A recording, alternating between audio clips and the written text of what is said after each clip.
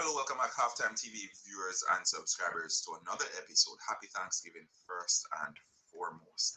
Today's episode brought to you by Quick Link Shipping and RS Sports Store. Quick Link Shipping, anything you need whatsoever shipped into the island, they have you covered. Link for Quick Link Shipping will be provided in the description below. And we know it's Christmas time, a lot of folks are sending barrels and that sort of stuff. Reach out to Quick Link Shipping, they'll have a deal for you. RS Sports Store, for all your latest sporting clothing and apparel, check out RS Sports Store. They have the best quality in jerseys anywhere on the island. So go ahead and subscribe to RS Sports Store. Follow their Facebook channel as well as their Instagram page over there. All right. So big shout out to all the viewers and subscribers who've been supporting Halftime TV for the last couple of months as we continue to make strides towards 13,000 subscribers. We have a quick video for you today, a rundown of what transpired over the weekend. Some big news coming in from that Liverpool-Arsenal game, as well as Jordan Henderson appears to be in hot water this morning as the FA has opened an investigation into the remarks that were made in that game against Arsenal. Big up Ryan LFC. Folks, remember, subscribe to Ryan LFC or Ryan LFC Extra for all your Premier League content. All right, so don't forget, head on over to Ryan LFC Extra. Good afternoon, Walker. Big up yourself. Big up yourself. Happy Thanksgiving to everyone. If it's Thanksgiving where you're at, happy Thanksgiving to you. Welcome to Halftime TV. You know what we're like here. We like to keep it 100. Body, Arsenal going for it. Tevin Campbell, do you genuinely think Arsenal is a serious contender this year for the English Premier League? I'd like to hear your thoughts on that. But before we even get to the Arsenal-Liverpool game, Chelsea played. The team still looks as if it has some way to go. I think anyone could beat Wolves based on the type of football that Wolves were playing. So I don't consider that anything special. Tottenham Hotspur, extremely boring on the day, but in the end they got the job done. 1-0. Manchester City, they seem ruthless as things stand, and they definitely are the ones to watch. I think they will be the runaway winners with this year's English Premier League. And now over to, Manchester United. How could I forget? Manchester United, they had a 2-1 win over Everton. Everton got the lead early on, and then they basically choked Frank Lampard, still question his managerial credentials. They got the lead. They had Manchester United where they wanted them, and then they totally stopped playing. I think for the first half they had one shot on target, and that was the one that scored in 5 minutes in, just about 5 minutes in, if so much. I think it was a couple of seconds, if not 5 minutes in, probably a couple of seconds. I don't remember exactly how far in the game the goal scored, but since that time, Manchester United were non-existent for the rest of the game. Everton, sorry. But yeah, big up everyone over in the comment section. Walker, it's always fun to see you. Tevin Campbell, welcome. It's always good to see you here as well. Now, I have a couple of things to discuss from that Liverpool Arsenal game. One, Gabriel Magalhaes, he was everywhere when it comes down to controversy. I think he was at fault for that first Liverpool goal. He was in the center of a penalty shout as well, and then in the end he was in a massive brawl with Jordan Henderson, and based on the reaction from the teammates, something was said that didn't sit right with the player, Roberto Firmino, or Bobby Firmino as the Liverpool fans call him. Folks are going based on his facial reaction. It appears he's massively disappointed in what was said. But again, it could be something that was lost in translation.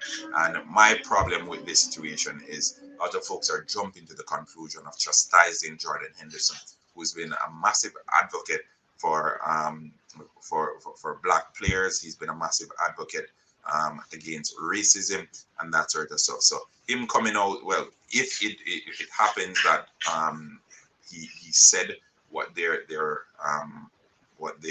suggesting he said, it would be massively out of character. But it's one of those things we just now have to wait and see what comes out of this investigation. Jordan Henderson, he's been the model professional throughout the past couple of years. He plays with his heart on his sleeve, always passionate, always giving 110% for his Liverpool team.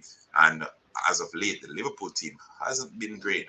I must say they've been way below par, and this is primarily because of the high standards that they've set for themselves over the past couple of seasons. So now that things aren't going how they'd like it to go, it's understandable that some folks are a little bit rattled, some folks are a little bit out of it.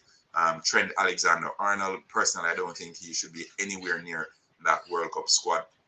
I think based on what we've seen in the past couple of games, he's been costing Liverpool massively, and should he be given the opportunity, he will cost England massively as well. But that's my opinion. I know a lot of Liverpool fans will think he's a generational talent. Well, fine, I'll give you that. He's a generational talent going forward, but he's not expected. He's not picked based on his ability to go forward. If you're a defender, you're expected to defend, and everything that comes after is a bonus. So I think that is the primary reasoning, the primary rationale behind him not getting into Gareth Southgate's team so easily.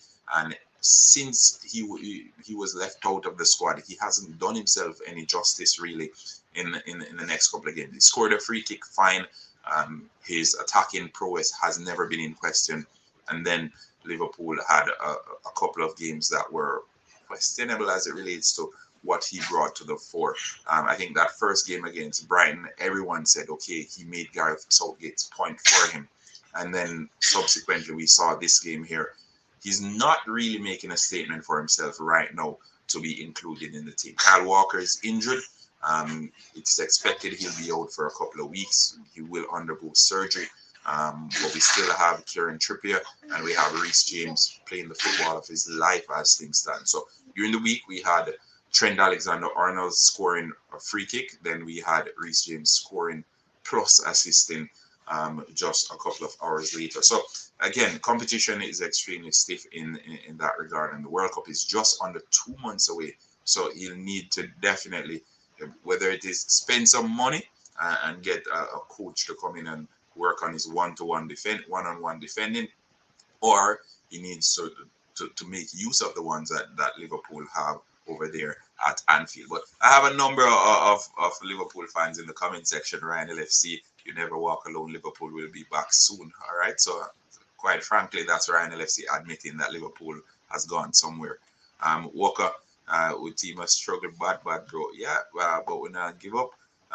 We never give up. Yep, you never walk alone. Sure seems as if you're walking alone on the weekend, though, as the referees would generally make calls in favor of Liverpool, and in this instance, the calls, I think a couple of calls were made in favor of Arsenal. So I think it's just one of those things where again we see referees determining who wins what and who goes all the way, and we saw it as well that season when Liverpool won the league. And I won't mince words when I say the referee played a massive role in that season when Liverpool went on to win the league, and also the following season when, well, season before last when Liverpool were struggling to get into the Champions League places. So it's one of those things. It's happened with Chelsea as well. It's happened with Manchester United. And I hear folks calling for Howard Webb to be reinstated as a head of the refereeing association. I do not want to see that, because if we remember correctly, Howard Webb was the one who came out after he retired and said Alex Ferguson played a massive role in a number of decisions he made in Manchester United's games. So I don't want referees to come in who have preference for particular teams. And I know we have the syndrome of recency where we tend to forget what happened in the past, and we tend to say, okay, we need to see this now because it's at the forefront of our mind. We need to remember correctly what Howard Webb did in the game, the number of significant games he decided based on his inability to do certain things as a referee, because he was a cowardice referee. But it's just one of those things. I guess you can't get it both ways, and you will always pick on someone who is either easy to be swayed or has preference for certain teams. But as we look forward, we definitely hope they make the necessary changes for VAR. Mikel Antonio, he scored. Scamacca, he scored as well. Both goals were a result of handball Then we saw Marcus Rashford. He scored, and I, I don't want to put it this way, but I will put it this way anyway. His handball was less of a handball than the previous two. Mikel Antonio, he literally used his hand and got the ball back in his path. Skamaka, the ball bounced up, slapped on his hand, and it got back into his path, and he scored from that. And then we had Marcus Rashford, who was running through the ball, basically just glanced his arm, and that was ruled a handball. So that too needs to be addressed. We've spoken about it. We've spoken about it time and time again. VAR is supposed to be video assistant referee, and it is not assisting the referees. And even in instances where it is called into play, it is basically overpowering the referees, because they're the ones calling the referees over and telling the referees to make decisions. But it's one of those things. I think we will never fix it. We will never fix it because of the English pride. They don't want to admit that they need training, that they won't go out and seek training. We've seen VAR in so many other countries working far better than it is in England. We've also seen VAR in major tournaments, the World Cup, the Euros, working so well. So what is happening here? Why is it that in this particular instance it is so bad? Why is it so bad in England? And the previous tournaments that I mentioned, they had limited English referees. I think I think the World Cup had one English referee or something like that, and the Euros had maybe two. So it's instances like that that shows that the problem doesn't lie with the technology, but the problem lies with the use of that technology. And in this case, it is the English referees and their maluse of such a wonderful technology that was afforded to them. But I'm curious to hear what you guys have to say. We have Enoch Mwepu, the Brighton midfielder. He has to retire from football as well. Over the summer transfer window, there were a lot of rumors for Mwepu. A lot of big clubs were interested in him as well. 24 years old, Zambian international. He has to step away because of a hereditary heart condition. Found out he had a heart condition, has to retire from international, but from football in general. So it's so sad to see such a promising talent having to step away from what he loves doing. But again, your health comes first, and they should ban Henderson from football. We can't call out the judge, jury, and executioner as yet because the verdict is not yet out. We had a similar instance with an Arsenal player a couple of weeks ago, where rumors were circulating of what he was involved in, but he was innocent until proven guilty, and he's yet to be proven guilty, so he's still innocent. So please, folks, let's treat this Jordan Henderson situation the same way. Let's treat this Jordan Henderson situation the same way. All right, we want to ensure that we don't jump the gun on this one. We don't want to be speculating. We want to hold off until we have all the facts, and then we can say whatever. But I came on here today just to get that out there. I don't want folks going out there and chastising or crucifying Jordan Henderson because of what you think he said. It was an English player speaking to a Brazilian player. Some stuff may be caught in translation. Whatever the case may be, and I'm not saying that is the case. I just don't want us to be jumping to conclusion before we have all the facts. And the FA, they're currently investigating what was said. Obviously, they'll have a bunch of cameras around the stadium. They'll have lip readers. They'll have a ton load of professionals trying to find out what was said. They take the statement. Michael Oliver, he was a referee on the day. He went over to Klopp. He spoke to Klopp. He spoke to Mikel Arteta. He got them in the loop on what was happening.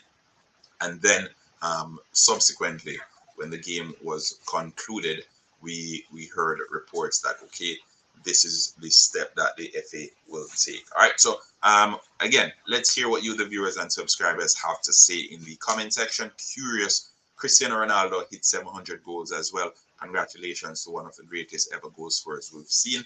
And yeah, I hope everyone has a fantabulous week. Leave your thoughts and your feedbacks down in the comment section. All right, peace out. Take care, folks. What did it say?